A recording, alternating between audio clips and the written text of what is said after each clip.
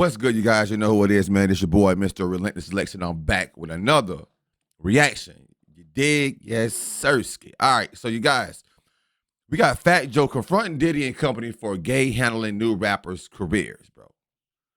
That means sort of like the phrase go, gay for pay, you know. This is all alleged news, first of all. But this Diddy rabbit hole is getting very spicy and much more interesting. Although a lot of you guys been coming into the comment section and say, hey, we all know Diddy is this way. Why does it take us by surprise? Maybe because we don't have solid information, and the solid information is only alleged information. We haven't seen the pictures yet. We haven't had anybody to come out and confess, to come against Diddy or anything like that. Diddy didn't come out the closet. So until those things happen, it's all alleged, bro. But Fat Joe confronts him about handling these new rappers' careers. Now, one thing about Fat Joe, bro, he do not bite his tongue, so this got to be spicy. Let's get it. It's owned. The hip-hop community is most likely owned by gay, to be honest with you. you. You think they'll be they're owned by gay. I happen to think there's a gay mafia in hip-hop. And if anything happens to me after I bring up this subject, you know what it is. Rappers getting locked up and rappers dying. Yeah, I think I've done songs with gay rappers. I'm pretty sure of that. I'm pretty sure of that. Like, 2011, you gotta hide that you're gay? Like, you know what I'm saying? Like, be real. Like, You seem to want to. The average artist walks into a record label who is a pimp and says, please pimp me, put me out. Over the past 2 decades, almost everyone has had his or her opinion on Bad Body founder Diddy, and veteran rapper Fat Joe is no exception. It should come as no surprise that rap veteran Fat Joe thinks the major label system is a Ponzi scheme and a tool for mistreating new artists. Over the course of hip-hop's 50-year history, rappers have often shared their grievances with record labels and the people who conduct the business of marketing, but not making music for the masses. Joe also thinks Bad Boy, headed by Diddy, should be called out for mishandling young male artists and subjecting them to sexual harassment. If your man says he's raps and he don't have a deal, there's a problem with that. Fat Joe has always been candid when talking about homosexuality in hip-hop. Joe stays open-minded when it comes to homosexuality. He said back in 2011 that if people are gay, it shouldn't be a big deal. He even said that he's probably worked with gay rappers before going on to eloquently explain, I'm pretty sure the football niggas is gay. The basketball niggas is gay. Niggas is gay. There are millions of gay people in the world. Girls too. When asked specifically about hip-hop, Fat Joe revealed his gay mafia theory. The hip-hop community is most likely owned by gay, to be honest with you. They're owned by gay. I happen to think there's a gay mafia in hip-hop, not rappers. You know, the editorial presidents of magazines, the PDs at radio stations, the people who give you awards at award shows. This is a fucking gay mafia, my man. Who do you think Joe was referring to, if not Diddy, Q-Tip of a Tribe Called Quest, coined industry rule #4080 way back in 1991? And since then, everyone from Chance the Rapper to Megan Thee Stallion has spoken out against the current system. Russ said record labels would become obsolete, while Meek Mill questioned their accounting practices, while Kanye West once attempted to make details of his deal public. Diddy, on the other hand, has been accused by tens of people he has managed, all saying he used them for all the wrong reasons. Recently, when Fat Joe appeared at the Wall Street Journal's The Future of Everything Festival on Thursday, May 4th, and used his platform to blast the recording industry as it's currently constituted, his arguments came from a long list of complaints filed by a continuum of artists in the hip-hop space. I don't believe in these people, he said, according to Hip Hop DX. For one, I feel like the major label system is a Ponzi scheme. It is a Ponzi scheme. Whenever you try to see something in life, they say numbers don't lie. If you look at a chart and the numbers are so clear where you could say the price of this is this, the price of this is this, and then when you look at a chart and they say 62.1%, 1.2, it's funny math. And so we never understood. We never recouped. You know, you had to be like the Fugees who sold 30 million records to make $1. To back up his claim, he recounted an instance in which even Jennifer Lopez, who he said is a megastar, complained to him that her records never recoup, which means to earn back the initial advance payment a label gives an artist to complete an album. Oh, wow. Many egos involved as well. Wow. Called being disturbed disturbed by having a poster of him at the Atlantic office replaced by one of T.I. after T.I.'s album outsold his, which shouldn't be surprising, all things considered. But rappers, who often don't come from a business background, are always going butt heads with the folks whose jobs involve strategizing to ensure their music actually does well in the marketplace. Joe also did touch on how industry giants like Diddy lead young male artists into sexual slavery, though he didn't say it directly.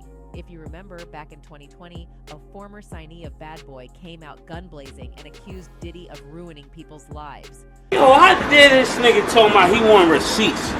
Let's start with your mother, nigga. Your mother got the receipts. Following the Mase. release of his Diddy diss track at the time, Mase is continuing to blast his former label boss on social media. In March 2020, the Harlem World rapper went on Instagram Live and expounded on why he chose to lyrically call out Diddy on the new song Oracle 2, Standing on Bodies. When I see the hurt and the pains of other people on Bad Boy, that motivates me to say something so I don't be deemed Facts. as a person. That's good, The hurt Mase. and the I'm pain glad of Mase being did on that. Bad Boy, that motivates me to say something.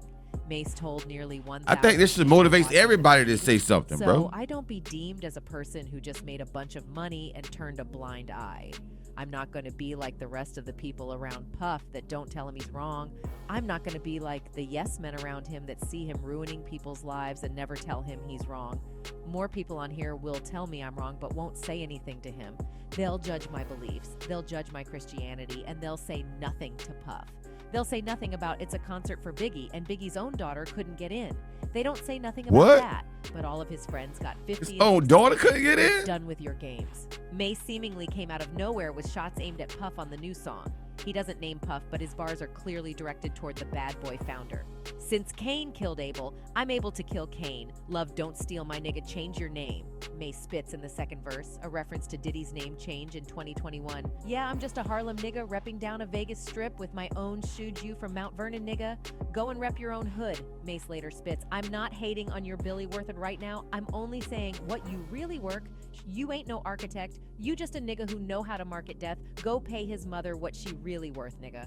And not only Fat Joe and Mase, who believe Dang, Mase he's went a in on Diddy. manager and a terrible moral coach.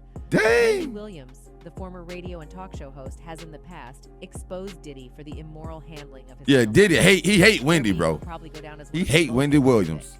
I though think she got them Diddy pictures. has That's what it buried the is. hatchet. When Wendy started a rumor about Sean Diddy Combs being gay, he didn't take too kindly to it. And according to some stories, he was ready to retaliate with violence against her before they eventually buried the hatchet in their long simmering feud. So what did Williams say about Diddy leading to their beef, and how did they decide to let bygones be bygones? When Wendy was a radio personality in 1998, she suggested Diddy might be gay. Once news got to him, he supposedly pulled some strings to get her fired. And thus began a feud that lasted more than 20 years. Things allegedly escalated to the point that Diddy sent a girl group on his label to confront Wendy. She claimed, once upon a time, there was a music mogul who sent his all-girl group to beat my ass in front of the radio station. Dang. She revealed. I finished my shift, round up my headphones to see everyone lined up on the side of the window, looking down at the sidewalk, she recalled. When she got downstairs, she saw this girl group jump out of a gypsy cab to kick her ass. If the At least girl Wendy was on her 1 and 2, though. She was paying attention. once signed to Bad Boy Records, and the music mogul was Diddy. For a long time, Wendy admitted to holding on to contempt for Diddy because she felt he tried to ruin her career. The hell he put me through, she wrote in her book, The Wendy Williams Experience, I will never forget, but I don't hate him. That's the same way Fat Joe feels Diddy ruins the careers of young rappers who go to him for help. Full circle Yes, moment, everybody. yes. Get into adult conversation. Yes. And in 2017, Diddy stopped by Wendy's show to publicly put to rest their 2-decade feud. The interview was something she previously said she hoped would happen, though she didn't think it was possible.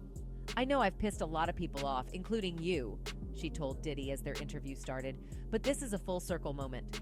He seemed to accept the olive branch and opened up to Wendy about a few personal things, including his love for his then girlfriend. He probably done paid Wendy off to I'm do in love that. now, he gushed.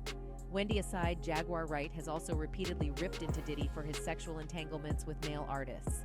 Back in 2020, the singer posted a lengthy video on Instagram to address the executive, promising to tell the truth, the whole truth, and nothing but the truth. She said she had hired an entertainment lawyer around 2003 who had just left Bad Boy, withholding the attorney's name for fear of retaliation. The lawyer confided in Jaguar and shared an unsettling story about her time at the label. Jaguar said that Diddy had a meeting with singer and New Jack City actor Christopher Williams about possibly signing a demo deal. The attorney needed to get approval for some paperwork and went to Diddy's office. The door wasn't locked, so she didn't think twice about just walking in, Jaguar said. When she walked in, she saw Christopher Williams performing fellatio on Puff. That was surely a surprising sight, but it didn't bother the lawyer so much as it embarrassed her. She played it cool until Diddy brought it up the next day. He was allegedly aggressive, asking her if she intended on telling anyone.